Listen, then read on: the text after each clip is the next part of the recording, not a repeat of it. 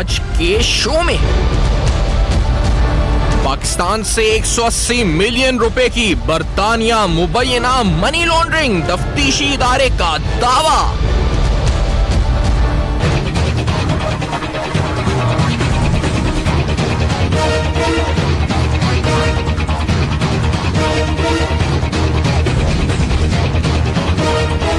नामजद मुल्जिम फरहान जुनेजो पर टी-टैप में मुबैना हुर्द-बुर्द का इल्जाम। FIA की 85 सफ़हात पर मुश्तमिल चार्जशीट में अहम इंकिशाफात। अस्सलाम वालेकुम। पस पर्दा हक़ाइक़ सनसनीखेज़ इंकिशाफात प्रोग्राम बेनकाब में हूँ आपके साथ सैफान खान। इंतहाई अहम और संगीन नौयत का मामला, क्योंकि ये मामला ताल्लुक़ रखता है मनी लॉन्ड्रिंग के मामले से, और इस हवाले से इस वक्त इस मुल्क की और मौजूदा हुकूमत की कोशिशें काविशें बहुत ज़्यादा हैं। कोशिशें कर रही है किस तरह से पाकिस्तान से लूटी हुई रकम की वापसी मुमकिन बनाई जा सके, और इन्हीं काविशों और कोशिशों के सिलसिले में रिसेंटली हमने देखा था कि ब्रिटिश होम सेक्रेटरी पाकिस्तान आए थे।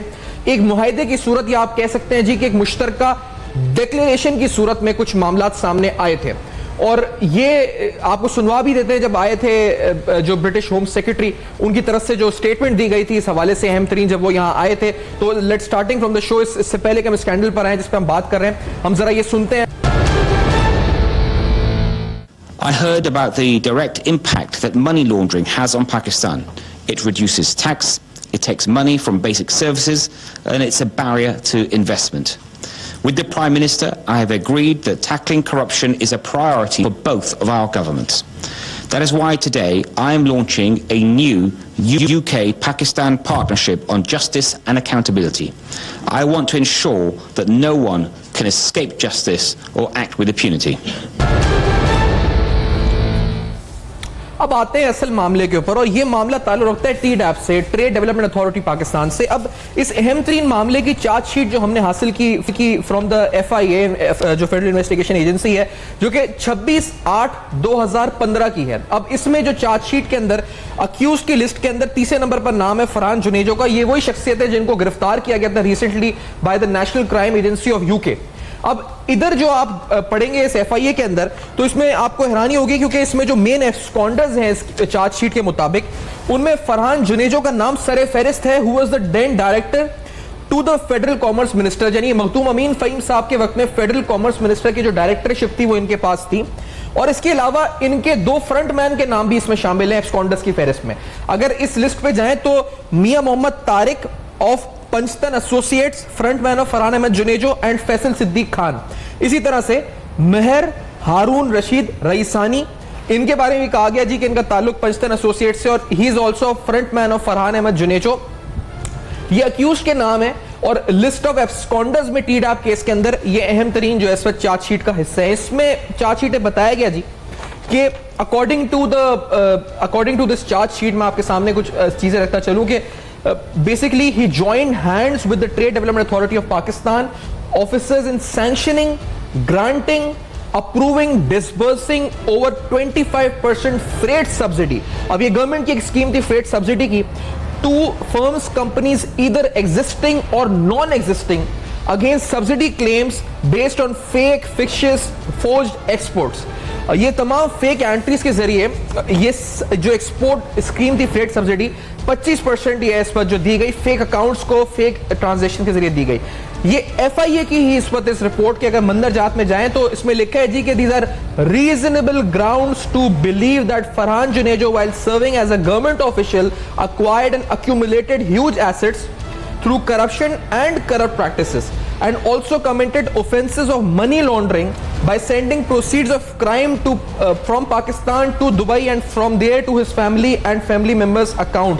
अब ये अकाउंट्स के अंदर जो ट्रांजैक्शंस हुई उसकी डिटेल में मैं आऊंगा, आपको बताऊंगा, क्योंकि ये बड़ी इंटरेस्टिंगली जो पूरी मनी ट्रेल है वो भी इस वक्त हासिल की। उन अकाउंट्स की तकरीबन 11 ट्रांजैक्शंस ऐसी हैं जिन ट्रांजैक्शंस की डिटेल्स में अगर आप जाएं तो आपको पता चलेगा कि 2011 से लेकर 2012 तक 13/3/2012 तक जो अमाउंट जिस तरीके से दुबई धर्म की सूरत में मुख्तलिफ बैंक अकाउंट्स हो गई है, और फिर वही अकाउंट टीटीज के जरिए या मुख्तलिफ इस वक्त सहूलतों मुख्तलिफ सहूलियात के जरिए लंदन गई है, और फिर एक 8 मिलियन पाउंड की प्रॉपर्टी का जिक्र लंदन के अंदर हुआ है। नाउ ये जो केस है इस पर जेर तफ्तीश है नेशनल क्राइम एजेंसी की तरफ से।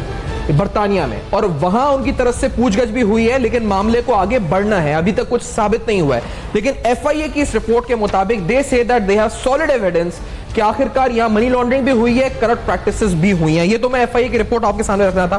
बर्तानिया में इस केस के हवाले से क्या पेशरफ्त है और अहम तरीन मालूमात और क्या है, ये हम सब जानना चाहते हैं। तो मेरे साथ तबरेज औरा साहब, मेरे हमारे नुमाइंदे अब तक के, इस वक्त बर्तानिया लंदन से मौजूद हैं, हमें ज्वाइन करें स्काइप पे। बहुत शुक्रिया आपने ज्वाइन किया। अजहर सिद्दीक एडवोकेट साहब जो कि सीनियर माहिर कानून है और इन तमाम कवानीन पर गहरी नजर रखते हैं, लाहौर में साथ मौजूद है। राना अजीम साहब किसी तारुफ के मोहताज नहीं, सीनियर सहाफी हैं, PFUJ के सदर हैं और अंदर की खबरें जो है तमाम आप सबसे वाकिफ होते हैं बड़ी गहरी, हमें ज्वाइन करें लाहौर में।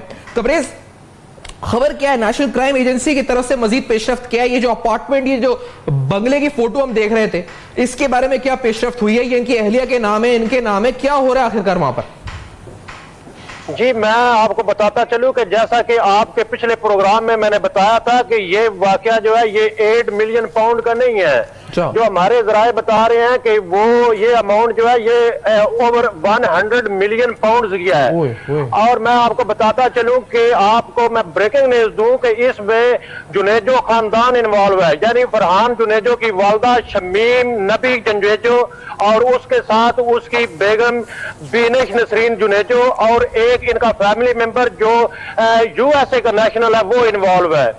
और जो हमारी तहकीकात है और जो हमें रिपोर्ट मिली है उसके मुताबिक जब फरहान को इन्वेस्टिगेट किया गया और उनको bail to return under the investigation छोड़ा गया, उसके बाद अभी उनको टाइम दिया गया था कि 28 डेज में फिर उनको दोबारा पुलिस स्टेशन जाना पड़ेगा इस वाक़े की इन्वेस्टिगेशन के लिए। अच्छा। और जो हमें मालूमात फराहम की गई है उसके मुताबिक शमीम नबी जो इनकी वालदा है फरहान की, वो भी यहाँ बरतानिया में मौजूद है और उनका भी एक इंटरव्यू हो चुका है। लेकिन उसके बाद जो हमारे जराए बता रहे हैं कि उन्होंने मेडिकल कंडीशन पर रिलीव लिया है कि अभी वो इस कंडीशन में नहीं है कि फर्दर जो है इसको आगे वो इन्वेस्टिगेशन में शामिल हो सके। तो मैं आपको एक और हैरान कुन खबर ये बताऊं कि ये जो मनी लॉन्ड्रिंग है ये सिर्फ यूके में नहीं, ये अमेरिका और इसके साथ स्विट्जरलैंड में भी हुई है। अच्छा। और ये जो सारी मनी लॉन्ड्रिंग हुई है इसकी जो कड़ियां हैं वो फरहान जुनेजो तक नहीं, ये पाकिस्तान की बड़ी सियासी पार्टी के बड़े लीडर तक जा मिलती हैं। और जो हमारे जराए ने बताया कि जब फरहान जुनेजो को इन्वेस्टिगेट किया गया पुलिस स्टेशन में तो उसमें उनका ये कहना था कि ये जो प्रॉपर्टीज है एक मेरी है, लेकिन उसके अलावा जो दूसरी प्रॉपर्टीज है वो मेरे क्लाइंट्स की है।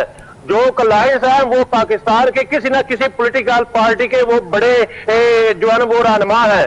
और उसके साथ जो हमारे जराए बता रहे हैं कि ये फरहान जुनेजो जी है, ये आम आदमी नहीं है, ये फ्रंट मैन है और इसकी उठना बैठना था वो हाई जेंट्री में है। और जो हमारे जराए बता रहे हैं कि इनकी जो मिसेज है बीनिश नसरीन जुनेजो और इनकी वालदा शमीम नबी जुनेजो, उन्होंने नाम भी चेंज किए हैं। और यहाँ जो हमारे साबिक हाई कमिश्नर पाकिस्तान थे यहाँ बरतानिया में जो 3-4 महीने पहले पाकिस्तान गया, उनकी मिसेज के साथ इनके करीबी मरासिम थे। और जब हमने इसको इन्वेस्टिगेट करने की कोशिश की तो ये ऑफशोर कंपनियां हैं वो बनाई गई और इसमें लीगल जो यहाँ पर माहिरीन है उनके साथ जो अकाउंटेंसी फर्म्स हैं वो इन्वॉल्व है मनी लॉन्ड्रिंग कराने में। और ये भी मैं आपको बताता चलूं कि जब हमने इसको इन्वेस्टिगेट करने की कोशिश की तो ये जो है ये ऑफशोर कंपनी है और उन ऑफशोर कंपनीज का जो लिंक है वो मिलता है अमारात की कंपनीज के साथ। तो ये एक बहुत बड़ी कहानी है। और जो हमारे जराए जो FIA की रिपोर्ट आई है जिसका आपने जिक्र किया है, ये तो कुछ भी नहीं है। ये अमाउंट जो है ये ओवर मिलियन पाउंड बनती है। और जो हमारे जराए हैं वो ये बता रहे हैं कि फरहान जुनेजो को चार्ज कर लिया जाएगा क्योंकि 28 दिन अभी मुकम्मल नहीं हुए हैं। और उसके साथ इनका जो अहम फैमिली मेंबर है उसका आना जाना जो है वो अमेरिका और स्विट्जरलैंड में है। जी ठीक है, ये बड़ी अहम बात आप बता रहे, साथ ही रहे हमारे तबरेज, क्योंकि ये जो डिटेल्स आपने दी है मैं अपने पैनलिस्ट के सामने भी रखूंगा। लेकिन ये जो चार्जशीट है मेरे हाथ में इस वक्त, जो आपने बताया कि इनके और खानदान के नाम भी हैं, अच्छा मुझे इस वक्त ब्रेक का कहा जा रहा है, लेकिन ये डिटेल्स बड़ी इंटरेस्टिंग है क्योंकि इसमें बेनिफिशियरी एक अकाउंट है $2,15,000 का। लेकिन आफ्टर दिस ब्रेक आएंगे तो ये तमाम जो बेनिफिशरीज इनके अकाउंट में ट्रांजेक्शंस हुई है, मनी ट्रेल जो हासिल की गई है, उसमें शमीम नबी, शेर, और ये स्विट्जरलैंड तक पैसा गया है। जो डिटेल्स हैं इसकी टीटी की, और ये डॉलर्स में है, इस वक्त लाखों डॉलर्स के अंदर अमाउंट है, कहीं 2 लाख डॉलर, कहीं 10,000 dollar. I share the details, ये सारा डिटेल्स हमारे पास हैं इस वक्त। और राना अजीम साहब और सिद्दीक साहब का इस पर क्या ओपिनियन है, we will ask them also. लेकिन इस ब्रेक के बाद मेरे साथ रहिए।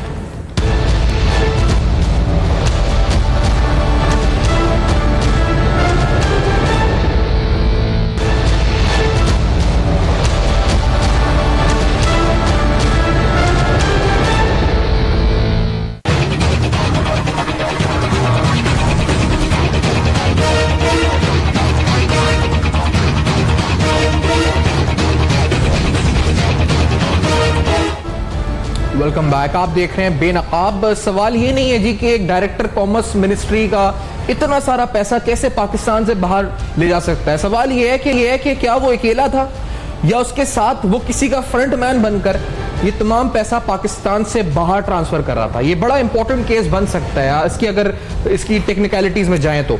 और इस चार्जशीट के मुताबिक, क्योंकि जिन अहल खाना का नाम इसमें लिखा हुआ है, तो आपको मनी ट्रेल में अगर हम आए तो ये ट्रांजैक्शंस आप देखें तो ये पाकिस्तान से दुबई से बर्तानिया बल्कि स्विट्जरलैंड भी पैसा गया है। लाइक अकॉर्डिंगली आप देखें ट्रांजैक्शन है 2/2/2012 यानी 2 फरवरी 2012 की, और ये तकरीबन $2,15,000 एक्सचेंज कंपनी है दुबई की, जिसके जरिए ट्रांसफर हुए TT through wall street exchange centre LOC Dubai.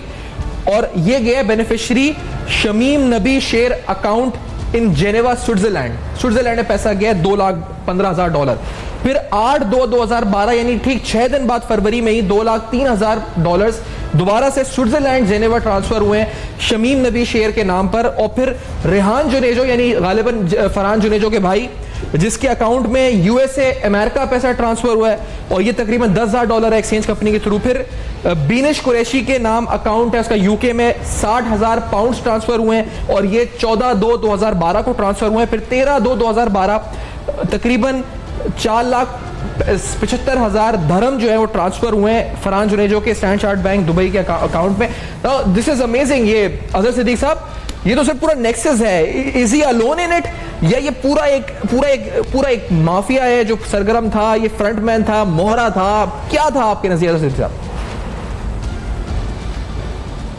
एक लफ्ज या एक टर्मिनोलॉजी आई थी, गॉड फादर या सिजिलियन माफिया जी।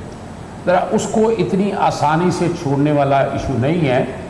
आपने नवाज शरीफ खानदान का देख लिया, और अगर आप उठाकर देखिएगा तो उनकी मनी लॉन्ड्रिंग के अंदर सईद साहब जो नेशनल बैंक के इस वक्त प्रेसिडेंट चाह रहे हैं, और क्या क्या नाम थे, कई फैमिलियां थी जिनके अकाउंट पे पैसे ट्रांसफर हुए थे।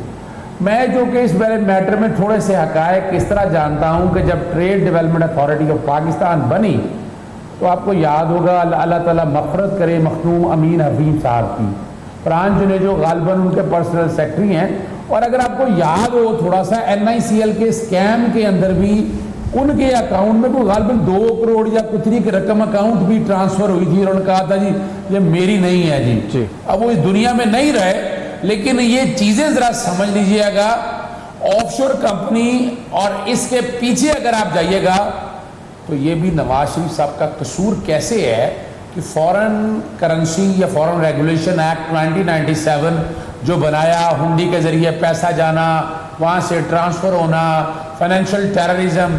और आज अगर Pakistan financial action task force में या FATF में मामला देख रहा है तो उसकी बेसिक वजह यही है कि ये पैसा जो है करप्शन का पैसा गया है, लेकिन कहा यह गया ये शायद टेररिज्म में इस्तेमाल हो रहा है। क्योंकि इतनी ज्यादा पैसे की ट्रांसफर हुई है, जो मर्जी आप कर लें, पैसा जाए हुंडी के जरिए जाए, उनके पास रिकॉर्ड मौजूद है, हमारे सिस्टम में नहीं है। हम नहीं स्कैन कर सके, हम नहीं पकड़ सके, इतनी दूर जाने के बावजूद भी। अगर आप यहां देखें तो ये कितनी पुरानी ट्रांजैक्शन है, और कब पकड़ी है आपने? 2018 के अंदर। और मैं अपने प्रोग्राम में कई दफा कह चुका हूं कि देखें, UN कन्वेंशन ऑन करप्शन 2005 का कन्वेंशन मौजूद था। पाकिस्तानी गवर्नमेंट ने, जो कि पिछली गवर्नमेंट नवाज शरीफ साहब की थी, वो नहीं चाहती थी कि इस तरह के कन्वेंशन। आपने स्विट्जरलैंड के हवाले से देखा, इसहाक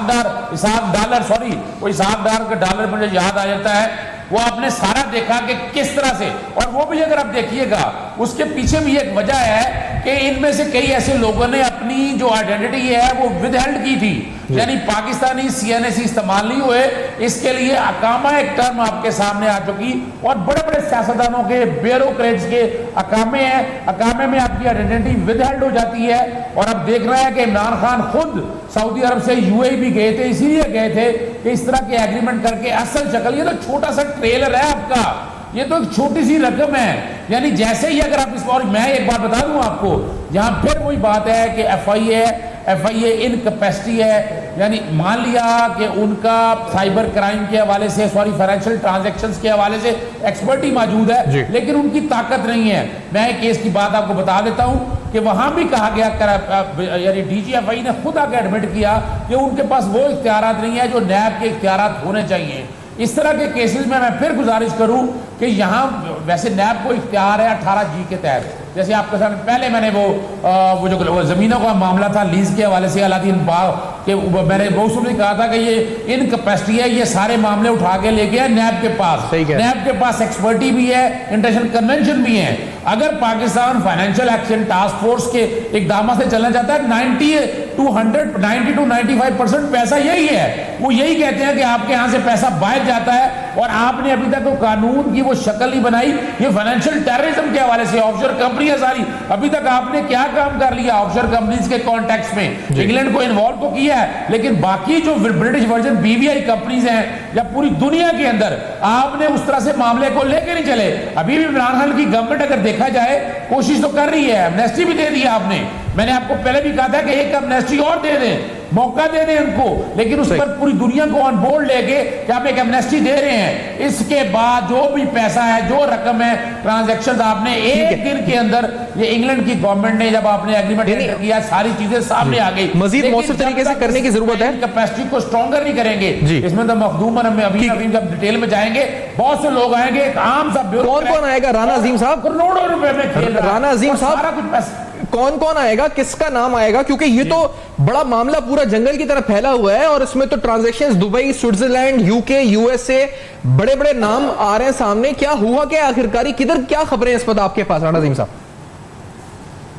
देखें जी, बिस्मिल्लाहिर्रहमानिर्रहीम, एक तो बड़ी क्लियर सी बात है कि ये फरहान चौधरी साहब कोई मामूली आदमी नहीं है। जिस शख्स के पार्टनर 2 साबिक वज़ीर आज़म हों, जिस शख्स की पार्टनरशिप में के पार्टनर्स के आगे करीबी ताल्लुकात आसफ अली जरदारी साहब के साथ मिलते हो, जिस शख्स की इतनी ज़्यादा पहुँच हो कि पाकिस्तान से जब पैसे की मुंतकिली हो रही थी, पाकिस्तान से जब 2 नंबर पैसा मुंतकिल हो रहा था तो उस वक्त FIA भी सोया हुआ था, उस वक्त दीगर अदारे भी सोए हुए थे। सबके इल्म में होने के बावजूद कि एक शख्स जिसके इख्तियारात बिल्कुल मामूली से थे, मगर उस वक्त आप जरा माजी में जाए ना, जिस वक्त ये पाकिस्तान में मौजूद थे, जब ये सरकारी जॉब कर रहे थे तो इनके इख्तियारात क्या थे कानून के मुताबिक और ये क्या इख्तियारात इस्तेमाल कर रहे थे। तो उस वक्त अगर आप देखें कि किसी भी काम को करवाने के लिए पासर शख्सियात जो थे हुकूमत में, उसको ये सबसे बड़ी सिफारिश जनाब ये जतोई साहब हुआ करते थे।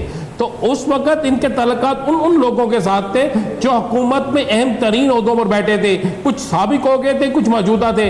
अब देखने वाली बात यह है कि इतनी रकम यहाँ से मुंतकिल हो गई, दुबई गई, दुबई से लंदन, लंदन से स्विट्जरलैंड, क्योंकि स्विट्जरलैंड में इस वक्त पाकिस्तान के बहुत से हुक्मरानों के अकाउंट्स मौजूद हैं, वहाँ पे रकूम मौजूद है, पाकिस्तान से ज़्यादा रकूम वहाँ पे मौजूद है। तो इनके पीछे एक बहुत बड़ा माफिया है। आपने तो ये FIA ने तो चंद नाम लिए होंगे, कुछ कहा होगा उसकी फैमिली के लोगों के, चंद हुक्मरानों के नाम, लेकिन मैं आपको यह भी बताता चलता हूँ कि 13 ब्यूरोक्रेट्स के नाम भी इसमें आ चुके हैं। अच्छा, 13 ब्यूरोक्रेट्स के मैं बड़ा इस पर पार्टनर है, जुस्तजू रखता हूं है इन 13 नामों को जानने के लिए और मजीद आपसे तफसीलात लेने के लिए, उसकी डिटेल भी। लेकिन राना साहब after this very short break, Rana साहब इस आपकी जो मालूमात बड़ी इंपॉर्टेंट है, बड़ी कीमती मालूमात है कि मजीद इसमें क्या तफसीलात हैं, और हम तो जो FIA की चार्जशीट से पढ़ रहे हैं अंदर की खबर क्या है, राना अजीम साहब इस ब्रेक के बाद बताएंगे हमें। हमारे साथ रहेगा।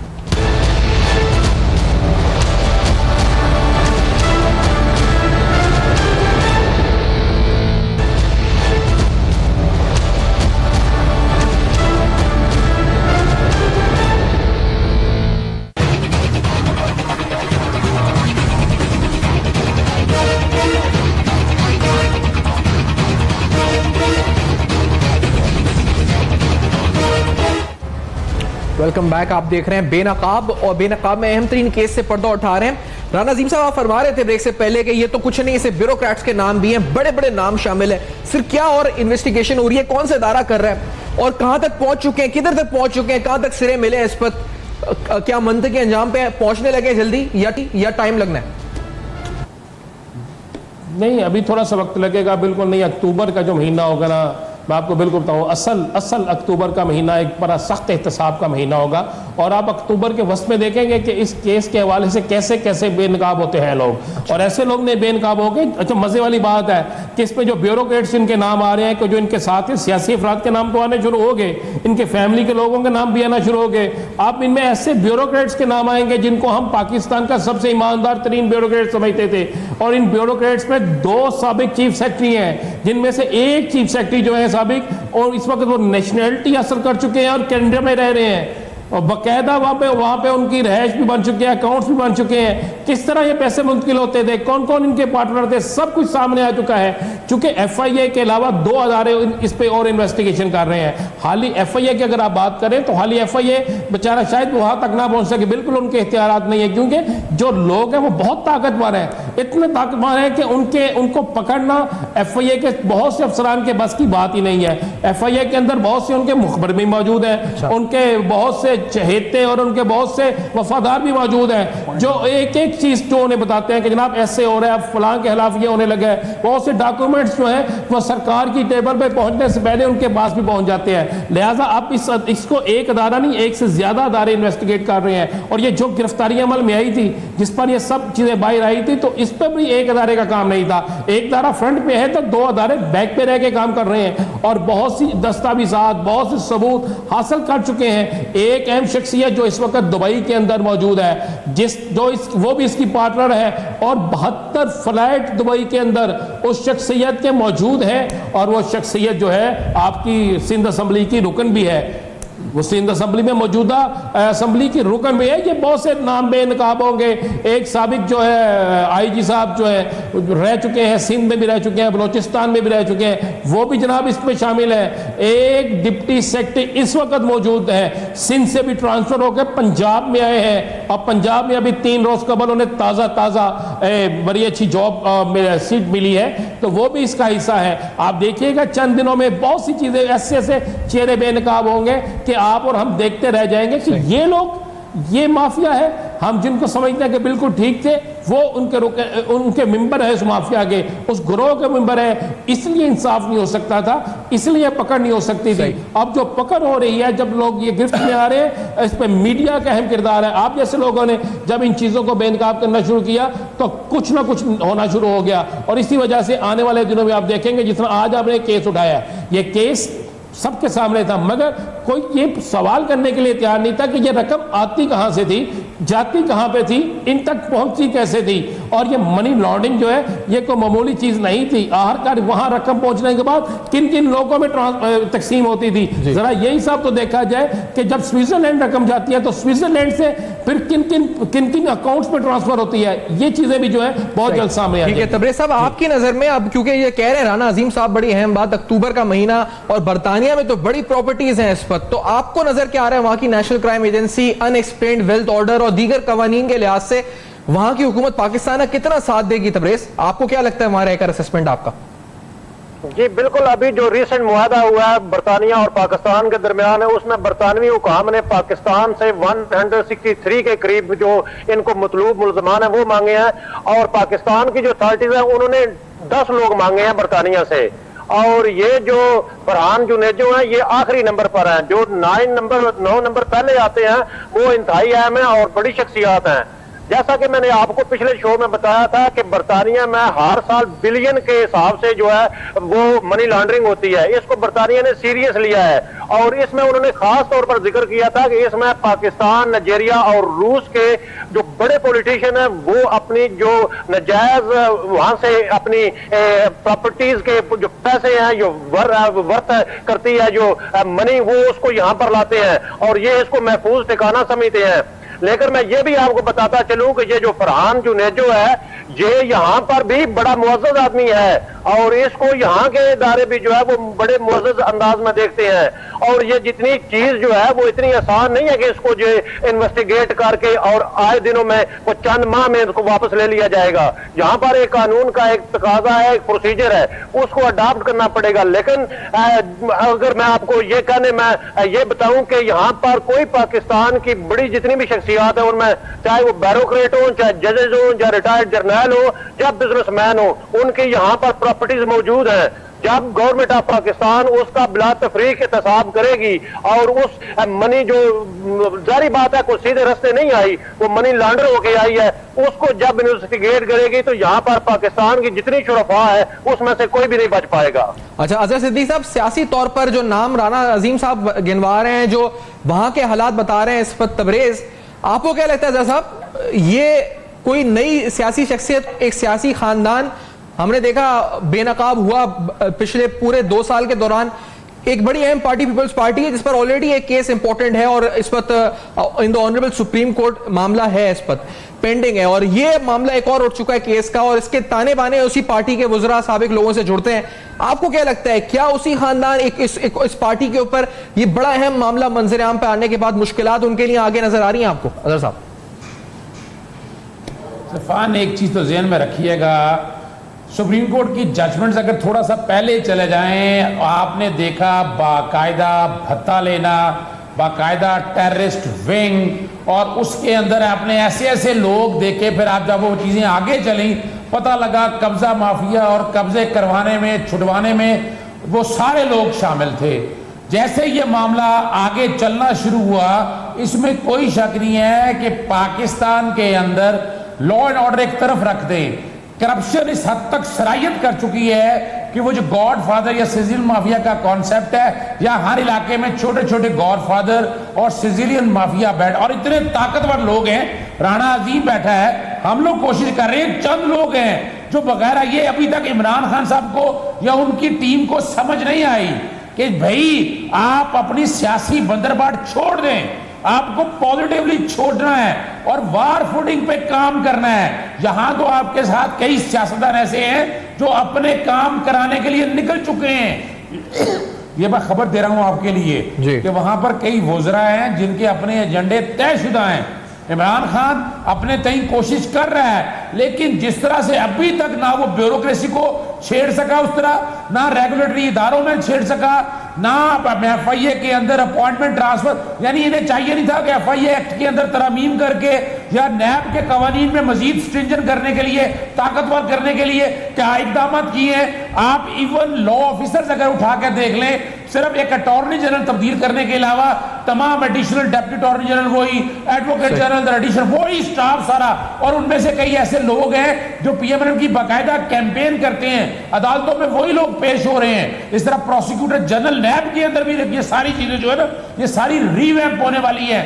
और भाई मैं उनकी नीयत पे शक नहीं कर रहा, लेकिन इमरान साहब उनकी टीम को ये सोचना पड़ेगा कि आपके इस माशरे में पॉजिटिव लोग बैठे हैं, उन्हें संभालें, उनका कोई यहां फायदा लेने के लिए नहीं बैठा, लेकिन वो चाहते हैं कि चीजें मंतकी अंजाम तक पहुंचे। और अगर खुदा ना खास्ता अगर इमरान खान या बाकी लोग फेल हो चुके तो इस मुल्क का कोई परसून हाल नहीं होगा। ये अल्लाह ना करे ऐसा हो साहब की, और इसलिए बार बार आप जैसे लोग चोर डालते हैं, आवाज उठाते हैं कि खुदारा इस मुल्क को बचा ले इन करप्ट माफिया से। इंशाल्लाह अज़हर साहब, मैं वाइंड अप की तरफ अज़हर साहब बढ़ूंगा। आपका शुक्रिया राना अजीम साहब का बड़ा अदा करूंगा, आप दोनों ने ज्वाइन किया और बड़े अहम मौजू करिए, और हमारे बरतानिया से नुमाइंदे तबरेज का जिन्होंने तमाम अहम तरीन तफसीलात से हमको आगाह किया, नाज़रीन को आगाह किया, FIA की रिपोर्ट, दीगर अहम मामलात आपके सामने किया आज बेनकाब विद फैक्ट्स एंड फिगर्स।